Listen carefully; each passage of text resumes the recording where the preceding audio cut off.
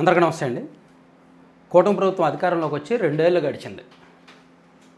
2024 జూన్లో ప్రభుత్వం అధికారంలోకి వస్తే 2026 జూన్ వచ్చింది. నాకు బాగా గుర్తు 2019 జూన్లో వైసీపీ అధికారంలోకి వచ్చాక 2021 జూన్ నాటికి జగన్మోహన్ రెడ్డి గారు ఒక పాట బాగా అందుకున్నారు, వై నాట్ 175 వై నాట్ 175 అని.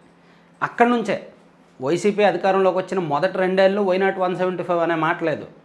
ఆ స్థానిక సంస్థల ఎన్నికల్లో కుప్పంలో గెలిచారు, ఆ తర్వాత కొన్ని టీడీపీ కొంచుకోటల్లో గెలిచారు. అక్కడి నుంచి ఇంకా వై నాట్ 175 అని జగన్మోహన్ రెడ్డి గారే పట్టుకున్నారు. సో అది ఆ వై నాట్ 175 ఎక్కడికి దించిందో, రాజకీయంగా ఎంత అధఃపాతాలానికి తొక్కిందో వైసీపీని అనేది మనందరం చూసాం, మనందరికి తెలుసు. ఇప్పుడు టీడీపీ విషయానికి వద్దాం, కూటమి విషయానికి వద్దాం. నిన్నగాక మొన్న చంద్రబాబు నాయుడు గారు పార్టీ క్యాడర్తో మీటింగ్లో మన ఓటింగ్ పర్సెంట్ 8%, 8% పెరిగింది అని చెప్పారు. సో శాశ్వతంగా మనం అధికారంలో ఉంటాము, అసలు మనం అధికారంలోంచి దిగము, అధికారం పోతుంది అనే మాట లేదు, రాదు అని చెప్పారు. అసలు అంత నమ్మకం ఏంటి, అంత కాన్ఫిడెన్స్ ఏంటి? మేబీ పవన్ కళ్యాణ్ గారు ఒకవేళ సెపరేట్గా పోటీ చేస్తే ఓట్లు చీలుస్తారు అనే భయం ఉన్న పవన్ కళ్యాణ్ గారు టీడీపీలతోనే ఉంటారు, కలిసే ఉంటారు, పొత్తు కలిసే ఉంటుంది కాబట్టి ఖచ్చితంగా అధికారంలోనే ఉంటాము అనే ధైర్యం కావచ్చు, ధీమా కావచ్చు. కానీ 8% ఓటింగ్ పెరిగింది అనేది మాత్రం పచ్చి అబద్ధం. గ్రౌండ్ లెవెల్లో ఆ సీన్ లేదు. ఇప్పటికిప్పుడు ఎన్నికలు జరిగితే 8% ఓటింగ్ పెరిగిందని చంద్రబాబు నాయుడు గారు ఇదే మాట చెప్పారు. నిజానికి ఇప్పటికిప్పుడు ఓటింగ్ పెడితే ఒక 5 నుంచి 6% ఓటింగ్ తగ్గే అవకాశం ఉంది. కూటమి ప్రమాదంలో ఉంది. అలాగని ఓడిపోతారని చెప్పను, కానీ చాలా సీట్లు పోతాయి. ఓన్లీ రాయలసీమలోనే సుమారుగా ఒక 20 నుంచి 22 సీట్ల వరకు పోయే అవకాశం ఉంది. అది చంద్రబాబు నాయుడు గారు సొంత జిల్లా ఉమ్మడి చిత్తూరులో ఒక 5-6, ఉమ్మడి అనంతపురంలో ఒక 5-6, ఉమ్మడి కర్నూలులో ఒక 9-10, ఉమ్మడి కడపలో ఒక 4-5, ఉమ్మడి నెల్లూరులో ఒక 4, ఉమ్మడి ప్రకాశంలో ఒక 4-5 అలా పోవచ్చు. సో రాష్ట్ర వ్యాప్తంగా కూడా కొన్ని పోతాయి. ఎందుకంటే విపరీతమైన గాలిలో 2024లో అధికారంలోకి వచ్చారు. అయితే ఇక్కడ నేను పోవడానికి ఏది వైసీపీ ఏదో లేచింది, వైసీపీకి మంచి పేరు వచ్చింది, వైసీపీ నాయకుల పట్ల సానుకూలుతుందని నేను చెప్పను. కానీ కూటమి ప్రభుత్వ పరిపాలన విషయంలో పెద్దగా అభ్యంతరాలు లేవు. ఇన్వెస్ట్మెంట్స్ బాగా వస్తున్నాయి, దేశం మొత్తం మీద అన్ని రాష్ట్రాల కంటే మనకే బాగా వస్తున్నాయి. సో సంక్షేమ పథకాలు కూడా ఇప్పుడు ఇది నెలవారీ పెన్షన్లు అవి బాగానే ఇస్తున్నారు. సంక్షేమ పథకాల విషయంలో కూడా కొంతవరకు పర్వాలేదు. అండ్ ఉద్యోగాలు ఇవ్వడానికి ఏవో ప్రయత్నాలు చేస్తున్నారు. గతంతో పోలిస్తే ఇప్పుడు శాంతి భద్రతలు బాగానే ఉన్నాయి. సామాన్యులకు కాస్త స్వేచ్ఛ ఉంది.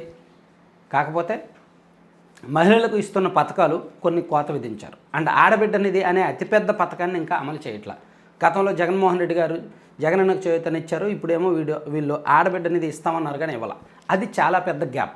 మేబీ ఆ పథకాన్ని కనుక కూటమి ప్రభుత్వం అమలు చేస్తే అది కూటమికి గేమ్ చేంజర్ కావచ్చు. కానీ ఈ 8% ఓటింగ్ పెరిగింది అనేది అబద్ధం. అండ్ శాశ్వతంగా అధికారంలో ఉంటారు అనేది భ్రమ. కొన్ని సీట్లు పోతాయి, ఎన్ని అనేది చెప్పలేం, కానీ చాలా సీట్లు పోయే అవకాశం ఉంది.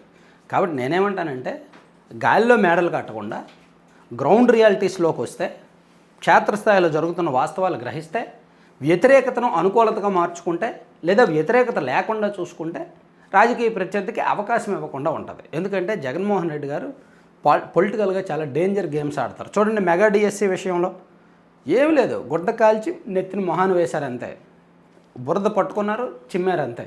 లక్షలాది మందిని రెచ్చగొట్టారు. అసలు అక్కడ ఆధారాలు లేవు. నిజానికి మెగా డిఎస్సి విషయంలో ఏమైనా ఫైట్ చేయాలంటే న్యాయపరంగా ఫైట్ చేయొచ్చు, కోర్టులో పిటిషన్ వేయొచ్చు. కానీ అలా వెళ్ళలా. రాజకీయంగా ఫైట్ చేయడానికి పాప మా నిరుద్యోగుల్ని, అభాగ్యుల్ని రెచ్చగొట్టారు. వాళ్ళతో రాజకీయం చేయాలనుకున్నారు. అలాంటి రాజకీయాలే చేస్తుంది వైసీపీ. సో అటువంటి ఫేక్ పాలిటిక్స్, అటువంటి డేంజరస్ పాలిటిక్స్ నుంచి కూటమి తప్పించుకోవాలి. సో అది తప్పించుకోవాలి, ఇచ్చిన హామీలు అమలు చేయాలి, అండ్ పరిపాలన సవ్యంగా సాగాలి. అన్నిటికీ మించి అతిపెద్ద వ్యతిరేకత ఎమ్మెల్యేల అవినీతి, ఎమ్మెల్యేల విచ్చలవిడితనం, ఎమ్మెల్యేల బరితెగింపు.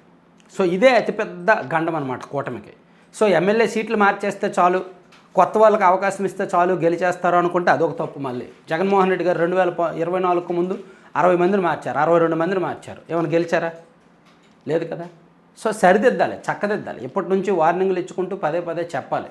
లేదా ఇప్పటి నుంచే కొత్త నాయకుడిని తయారు చేయాలి. అనూహ్యంగా ఎన్నికల టైంలో కొత్త నాయకుడిని తీసుకొచ్చేసి అతనికి ఓటేయండి అంటే వేయరు. ఎప్పటి నుంచి ఆల్టర్నేటివ్ లీడర్షిప్ తయారు చేయాలి ఆ నియోజకవర్గాల్లో.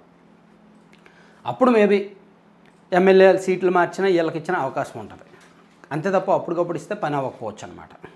సో అందుకే ప్రభుత్వాలు మారాల్సిన అవసరం అయితే ఉంది, గ్రౌండ్ రియాలిటీస్ తెలుసుకోవాల్సిన అవసరం అయితే ఉంది. లేదైతే మాత్రం జనం మారతారు, జనం మార్పు నిర్ణయం ఖచ్చితంగా తీసుకుంటారు. Thank you.